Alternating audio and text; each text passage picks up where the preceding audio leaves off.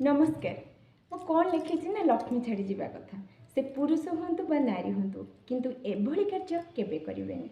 जो कथाटी मत गोटे छोट पिला शिक्षा मिलता आम जिते बड़ हो नहीं कहीं मन रखि बेले बेले छुआ भी बहुत कथा शिक्षा मिलता है।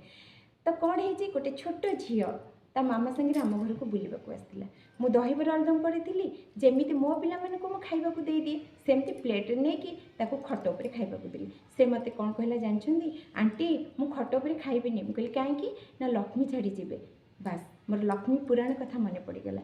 आम जाचे लक्ष्मी पुराण में यही कथा लिखाई किंतु आपण ये भूल करती कि जदि करती कमेंट्स बॉक्स में लिखे आदि करूँ केभी भी करेनि।